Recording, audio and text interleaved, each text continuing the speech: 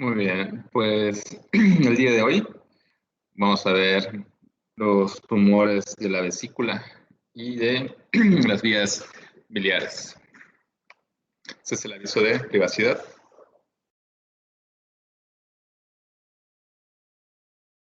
Muy bien, entonces vamos a iniciar con el tema. Entonces, cuando hablamos de carcinoma o tumores malignos de vías biliares, vamos a dividir en dos grupos grandes, ¿no? Los tumores primarios a nivel del hígado, ¿sí? Que, pues, como es de vías biliares, es únicamente la parte de la vía biliar, ¿no? El colangiocarcinoma.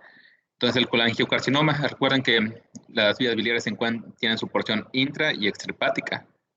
Cuando hablamos de tumores es lo mismo, ¿no? Tenemos un colangiocarcinoma intrahepático. Este se confunde muy a menudo en las imágenes con el hepatocarcinoma. Y tenemos también los tumores de las vías biliares extrahepáticas, ¿no? Que incluye el cáncer de la vesícula biliar y los neoplasias en vía biliar como tal, que se llama colangiocarcinoma extrahepático. Muchas veces todos estos se tratan de la misma forma sistémica, ¿no?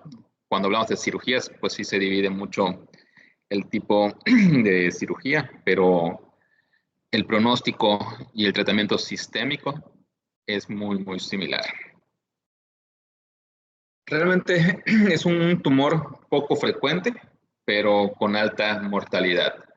Representa la quinta causa de neoplasia en el aparato gastrointestinal y va a ser las primeras a nivel del tracto biliar. La máxima incidencia bueno, aquí estamos hablando de la vesícula, cáncer de vesícula biliar, perdón.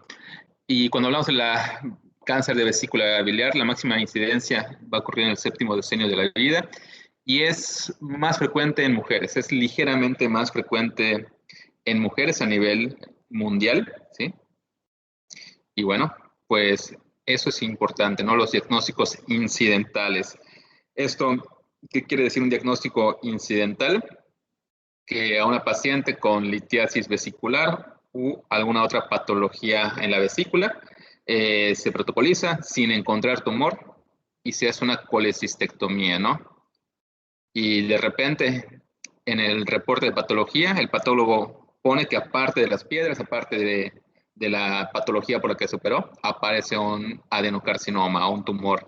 Entonces, esos son los diagnósticos incidentales, ¿no? Yo hago una colecistectomía sin saber que es un tumor y aparece un tumor. Esto varía del 0 a un 3%. Es algo no tan frecuente en las colecistectomías, pero muchos pacientes nos llegan por, esta, por este hallazgo incidental. Y bueno, hablando del colangiocarcinoma, recuerden que tenemos el colangiocarcinoma intrahepático y el colangiocarcinoma extrahepático. Es la segunda neoplasia maligna más común entre las del tracto biliar a nivel mundial. La segunda neoplasia primaria más común del hígado, ¿sí? Recuerden que la primera es el hepatocarcinoma, el colangiocarcinoma es la segunda. Y bueno, la máxima incidencia va a ser a nivel mundial en hombres, ¿no? Igual una ligera preferencia por hombres cuando hablamos de colangiocarcinoma.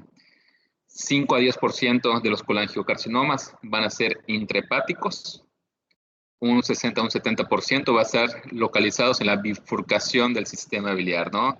Donde se unen el conducto biliar común con la rama derecha e izquierda. Esa es la bifurcación. Y bueno, cuando el tumor se encuentra en esta localización, se llama de un tumor de Klatskin, ¿no? Aunque aquí en la figurita parece que está intrahepático, se considera como un tumor extrahepático. Y bueno, también de un 20 a un 30% de los colangiocarcinomas están en la vía biliar extrahepática como tal, ¿no? Cuando hablamos de tumores de Klatskin, hacemos una clasificación de Bismuth.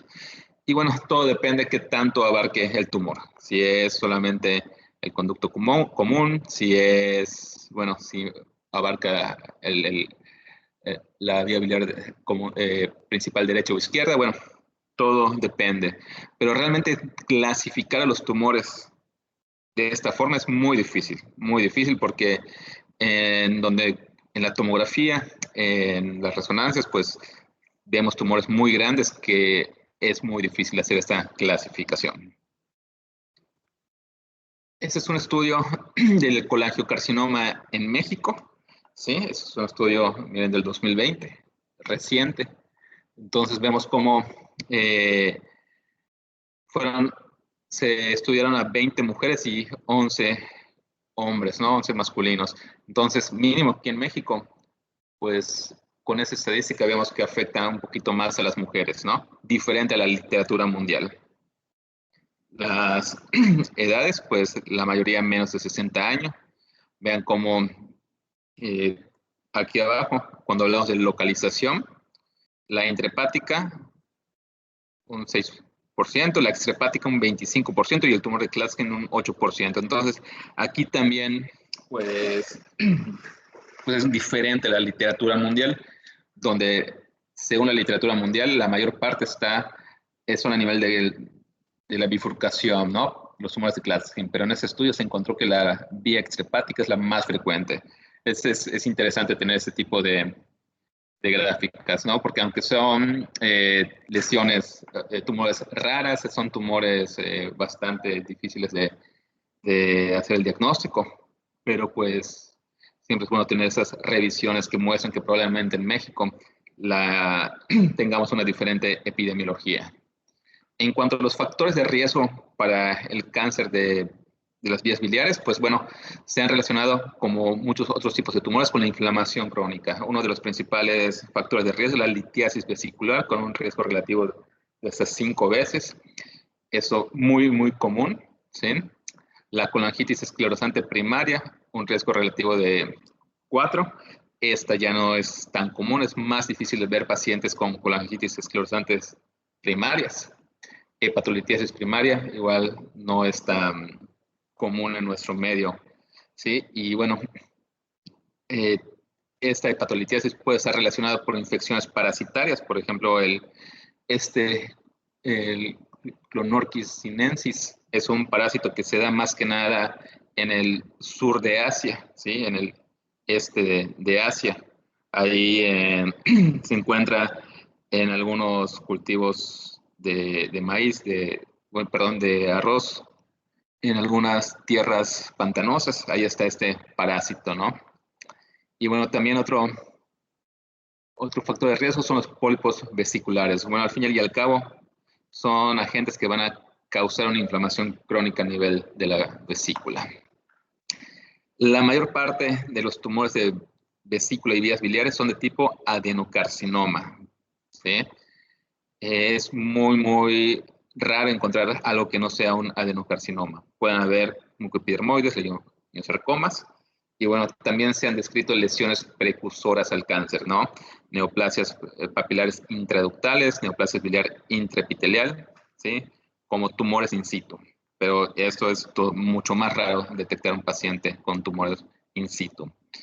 Bueno, adenocarcinoma para ambos tipos de localizaciones, tanto vía biliar como vesícula biliar.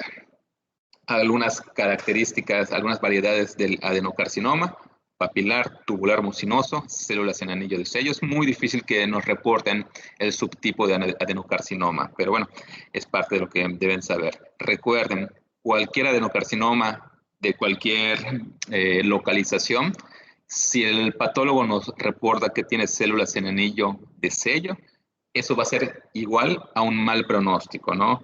Por lo general, cuando tienen esa presentación, son tumores poco diferenciados, son tumores que clínicamente se van a comportar de forma más agresiva.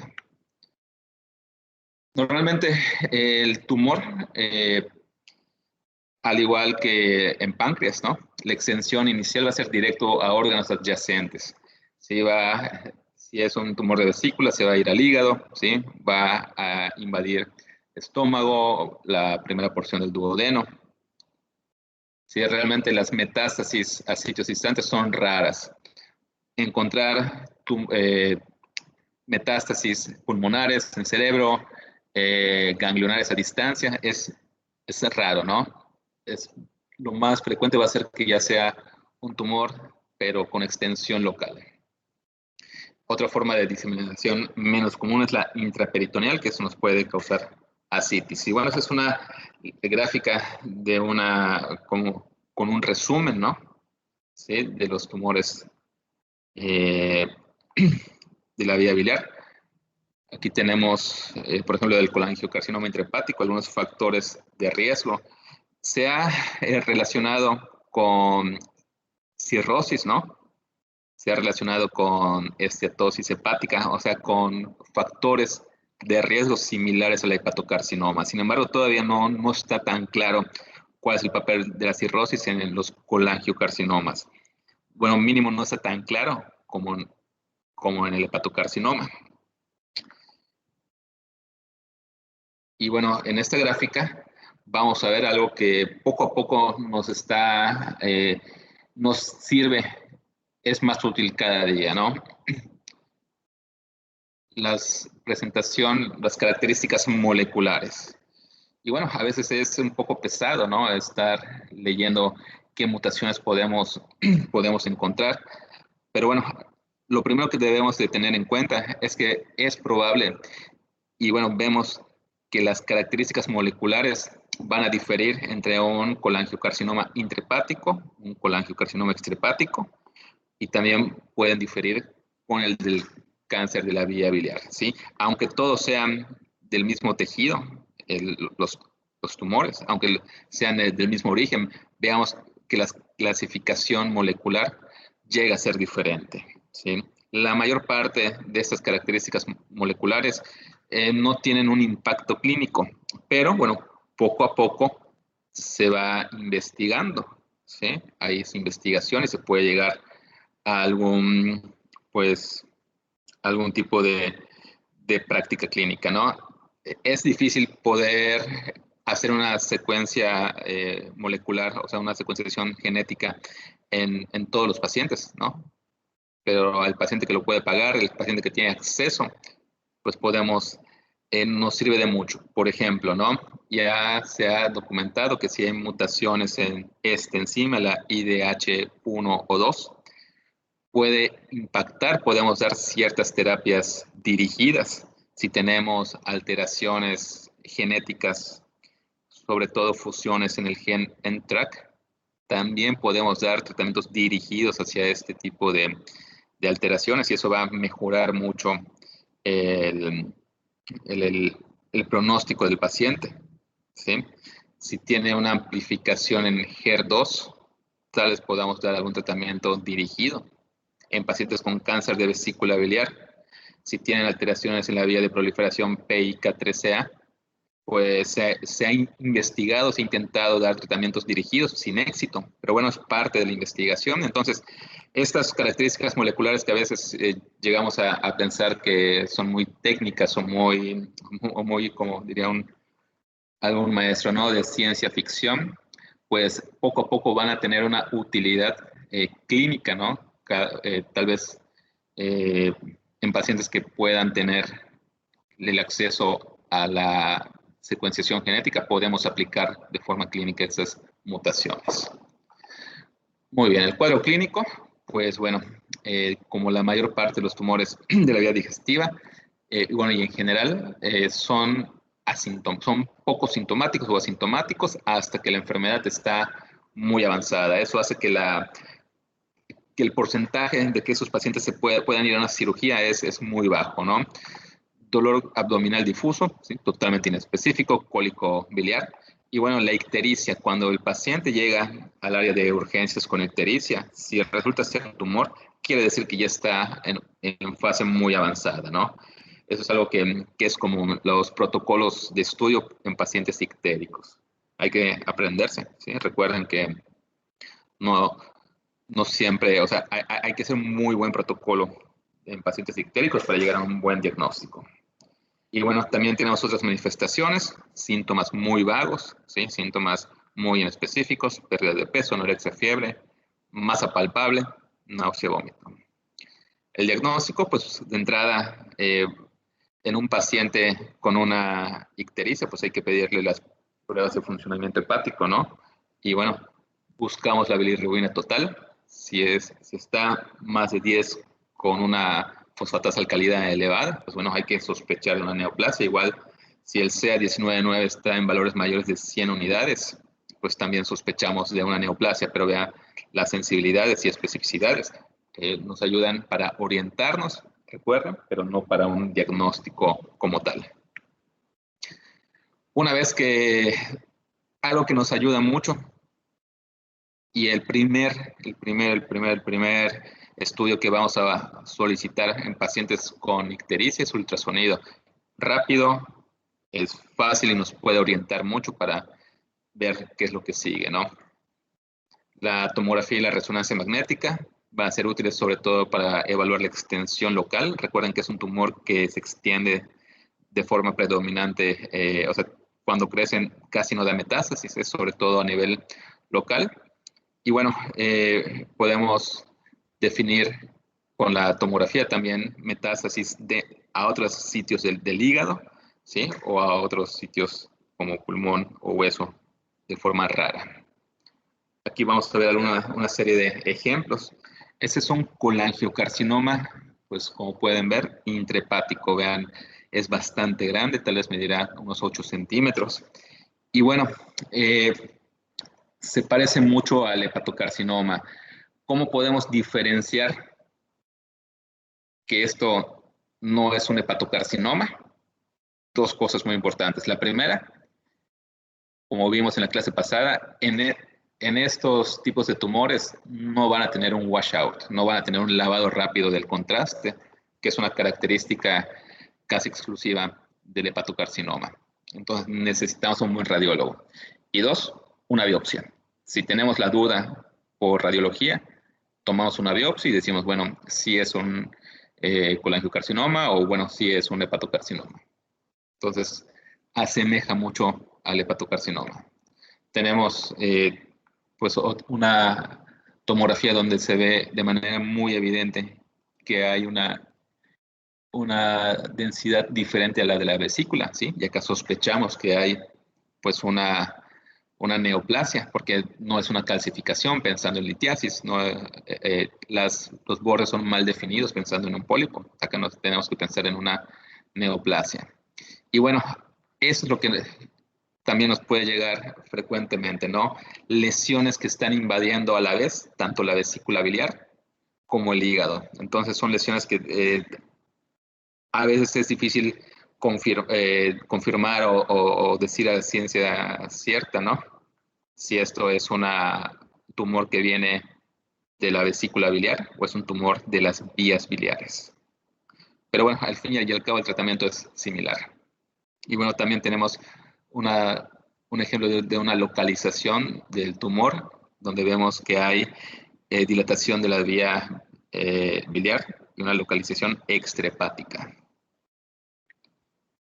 Cuando tenemos ese tipo de tumoraciones a nivel que son irresecables, sobre todo necesitamos documentarlo con biopsia, ¿no? Si tengo una tomografía de un tumor hepático donde no hay washout o sea, donde no hay características de hepatocarcinoma o la lesión es muy grande pues para confirmar que sea un hepatocarcinoma únicamente con la tomografía, tomamos biopsia, ¿sí? Y preferimos procedimientos mínimamente invasivos. Acá nos estamos dando cuenta que poco a poco, conforme vemos las clases de oncología, lo primero que pensamos al hacer biopsias es procedimientos mínimamente invasivos, ¿no? Nos ayuda mucho los radiólogos, ¿sí? Entonces, y sobre todo los radiólogos intervencionistas cada vez tienen más involucro con nosotros los oncólogos. Y bueno, podemos hacer biopsias guiadas, ya sea por ultrasonido, ya sea por tomografía. Podemos hacer la CEPRE, ¿sí? La colangiopancreatografía retrógrada endoscópica. Eso es muy importante que ustedes aprendan las indicaciones, cuándo vale la pena hacer las endoscopías en pacientes que tienen esa presentación, porque muchas veces ese es un estudio que está disponible en la mayoría de las instituciones, pero si el médico no sabe que existe, pues no se pide. ¿Sí? Y bueno, también algo que no es muy común, pero se pueden hacer ultrasonidos endoscópicos con toma de biopsia. El problema del ultrasonido endoscópico es que la biopsia va a ser por aguja fina, no va a ser una biopsia throughput como si fuese guiada por ultrasonido tomografía. Y si ninguno de estos estudios nos da un diagnóstico, bueno, podemos tomar una, una biopsia mediante una cirugía abierta o laparoscópica. Bueno, aquí está lo que comentábamos, ¿no? La colangiopancreatografía retrógrada endoscópica. Esto nos sirve mucho. ¿Por qué? Porque es un procedimiento mínimamente invasivo, relativamente accesible y como comentamos que muchos pacientes van a llegar en etapas avanzadas de la enfermedad, con la CEPRE podemos paliar la vía biliar. Paliar la vía biliar es desobstruir la vía biliar.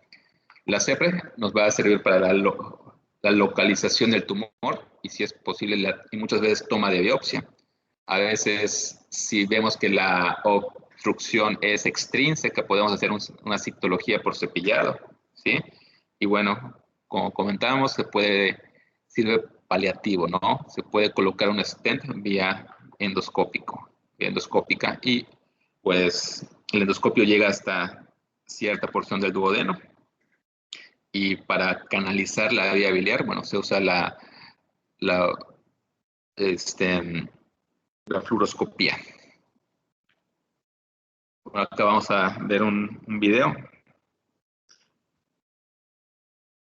para la colocación de un catéter vía endoscopio.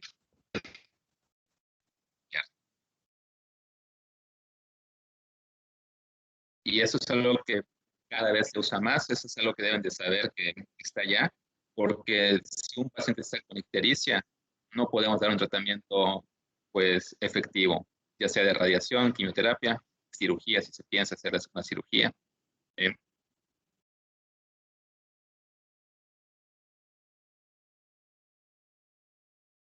la mayor parte de las instituciones públicas y algunas privadas cuentan con todo este equipo que están viendo.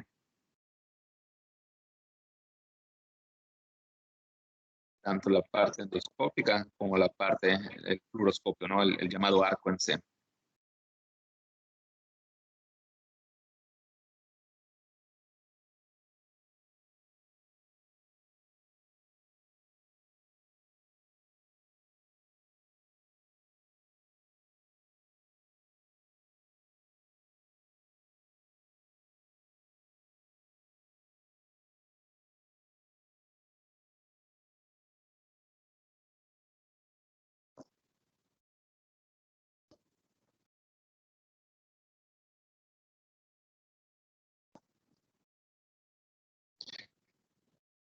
Entonces, una vez que se llega al duodeno, pues se va a visualizar el conducto biliar. Y pues no entra el endoscopio como tal, pero entra una guía donde se inyecta contraste. Y ese contraste, pues ese es el que se va a ver en el fluoroscopio, ¿no? Se documenta dónde está la obstrucción y una vez que ya esté en la vía biliar, se produce una guía itálica. Y junto con el contraste se mide y se localiza la obstrucción a nivel de la vía biliar.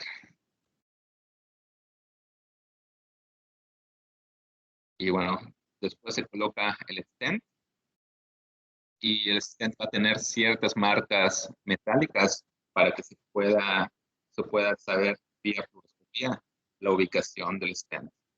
Y una vez que esté en el sitio adecuado, pues se abre ya el stent como tal. Y bueno, esto va a hacer que toda la vía biliar, o sea, va a desobstruir la vía biliar. Y bueno, poco a poco el paciente va a ir a lo largo de los días disminuyendo los niveles de bilirrubina en sangre. Y bueno, eso nos ayuda muchísimo, bueno, también ayuda mucho al paciente, ¿no? O sea, hace que se sienta mucho mejor. La clasificación, la etapificación, una vez que tengamos documentado con la biopsia, usamos TNM, pero similar a cáncer de páncreas, hacemos una clasificación práctica. De entrada, una de las clasificaciones son los incidentalomas, ¿no? Un hallazgo incidental, que sobre todo a nosotros nos llega tal vez 3, 4 meses después de una colecistectomía por litiasis, un paciente de muy buenas condiciones, en el que el reporte de patología nos dice que hay un adenocarcinoma de la vesícula biliar. Eso es lo que pasa, ¿no? Entonces lo clasificamos como hallazgo incidental, como tumores resecables, que la bibliografía nos comenta que es de un 10 a un 20%, pero yo creo que aquí en Yucatán es menor al 5% los pacientes resecables y la gran mayoría los no resecables, ¿no? Los que no se pueden hacer con cirugía. Sí, se puede, si se puede hacer una cirugía, si se tiene la fortuna, ¿no? La suerte de encontrar un paciente en etapas iniciales que no tenga una invasión evidente a estructuras adyacentes, estructuras vecinas, pues bueno, podemos hacer una cirugía del colangiocarcinoma, ¿no? Para pacientes con colangiocarcinoma intrahepático, se hace una resección hepática similar a la que vimos en los pacientes con hepatocarcinoma, ¿no? Se usan criterios muy similares. Cuando hablamos de colangiocarcinoma extrahepático, inclusive los tumores de Klatskin, se hace igual una cirugía de Whipple, como vimos en la clase de cáncer de páncreas, es el mismo procedimiento, con los mismos riesgos de morbimortalidad. Y cuando es un cáncer de vesícula biliar, se hace de entrada pues la colecistectomía, si es necesario, bueno, si es posible una hepatectomía y una linfadenectomía. Entonces son procedimientos que son difíciles de realizar por un médico general y ante un hallazgo, pues ante un tumor de la vesícula biliar siempre debe ser un oncólogo. Aquí vamos a ver una gráfica, ¿no? En que vemos la resección R1 contra la resección R0 en el colangiocarcinoma, que básicamente es muy similar, ¿sí? Tienen ambos mal pronóstico. Como recordatorio, una resección R1 es que el cirujano quite todo lo visible, ¿no? Todo el tumor que él ve, lo quite. Pero en el reporte de patología salgan márgenes positivos, ¿no? O sea, todavía hay tumor donde cortó y pues eso indica que queda tumor microscópico dentro del cuerpo del paciente, ¿no? Y una resección R0 es que el cirujano quitó todo el tumor y los márgenes en el reporte de patología están negativos. Entonces, ambos tipos de resecciones pues conllevan a un pronóstico también, o sea, si bien la disección R0 pues lleva a un mejor pronóstico, pero en general ambos tipos de cirugías tienen un pronóstico sombrío, ¿no? Algo que nos llega mucho bueno, no mucho, pero es una presentación frecuente, es el hallazgo después de la colecistectomía, ¿no? El incidentaloma. Por lo general llegan 4 meses después. ¿Por qué? Porque cuando en la parte pública los reportes de patología de las vesículas biliares, sobre todo cuando son litiasis, no están entre los que más prioridad tengan. Entonces tarda. Igual no se consideran pacientes que se deban de obtener el reporte de patología cuanto antes. Entonces eso hace que tarde el reporte de patología y cuando el paciente va a su cita con el cirujano unos 4 o 6 meses después de la cirugía, pues aparece esto y nos lo envía a nosotros, ¿no? Entonces, una vez que tengamos este hallazgo, hay que valorar una ampliación de márgenes, ¿no? Sobre todo si es T2 o mayor, o sea, que mida más de 2 centímetros el tumor o que tenga invasión linfovascular, pues vale la pena valorar una hepatectomía o una linfadenectomía, ¿no? Es difícil porque esto lo hace el oncólogo quirúrgico y a ningún cirujano le gusta hacer una cirugía en la que alguien más ya haya entrado, ¿no? Entonces, eso yo no he visto que que acepten pacientes para hacer ampliaciones de márgenes, aunque debe ser lo ideal, ¿no? Y también, si no se puede hacer esta ampliación de márgenes, hay que valorar quimioterapia adyuvante, ¿no? Dar tratamiento con quimioterapia sistémica y una vigilancia estrecha, porque los pacientes con estos incidentalomas, aunque teóricamente se haya quitado el 100% del tumor con una resección R0, o sea, al 100%, el riesgo de una recaída es muy alto, entonces hay que vigilarlos de forma estrecha. Cuando los pacientes no se pueden quitar el tumor, que son la mayoría, llegan en etapas clínicas avanzadas, es muy importante dar los cuidados de soporte. ¿Por qué? Por lo general son pacientes que tienen dolor, son pacientes que no están comiendo, son pacientes que tienen ictericia obstructiva.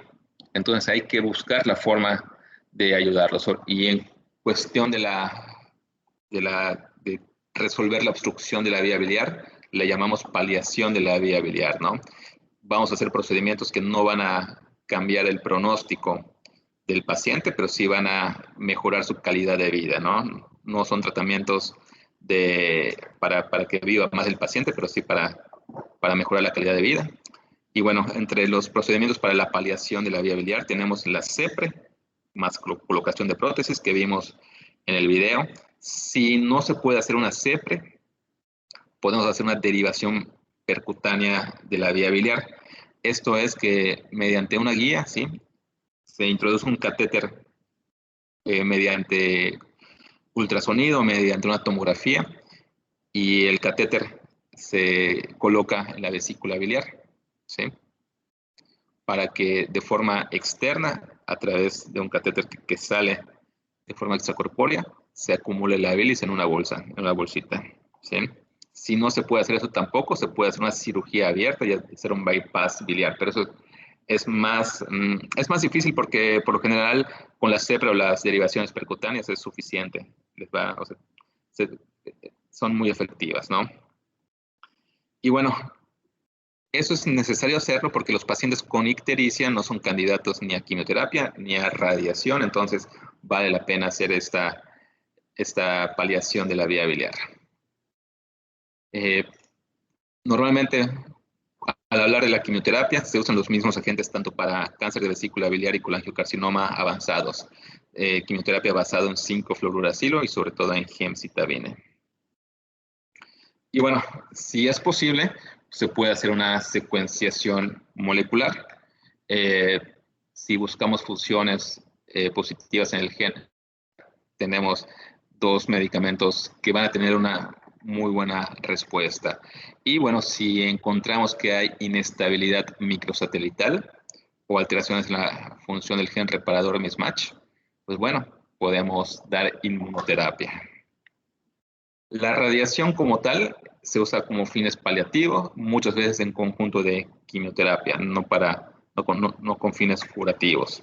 Y en algunos casos específicamente de colangiocarcinomas intrahepáticos, se ha explorado el tratamiento local con ablaciones o embolizaciones, como en el hepatocarcinoma. Sin embargo, todavía no son estándares de tratamiento como en el hepatocarcinoma, ¿no? Solamente es de preferencia bajo protocolos específicos y bueno, solamente en centros que ya tengan experiencia en hacer cualquiera de esos tipos de procedimientos. Bueno, aquí en el segundo punto, me gustaría que nos enfocarnos en eso, porque el porcentaje de pacientes con supervivencia a los 5 años es de un 5 o un 10%, considerando esa enfermedad de forma global, ¿no? O sea, ya sea una etapa clínica temprana, una etapa clínica que se pudo resecar. Independientemente de eso, la supervivencia de un 5 a 10% es bastante baja, ¿no? Tiene un pronóstico malo, tal vez similar al cáncer de páncreas, tal vez un poco peor que los pacientes con cáncer de páncreas. Realmente son tumores difíciles, ¿no? Complejos, porque el pronóstico el pronóstico muy pocas veces es bueno. Son tumores poco frecuentes, tienen un alto índice de letalidad, ¿sí? La detección en etapas tempranas es muy difícil y bueno, en esos pacientes hay que dar, por lo mismo de que son en etapas avanzadas, en pacientes con estado funcional bajo, hay que dar una importancia especial a los cuidados de soporte en ese tipo de pacientes. Muy bien, entonces vamos, les voy a comentar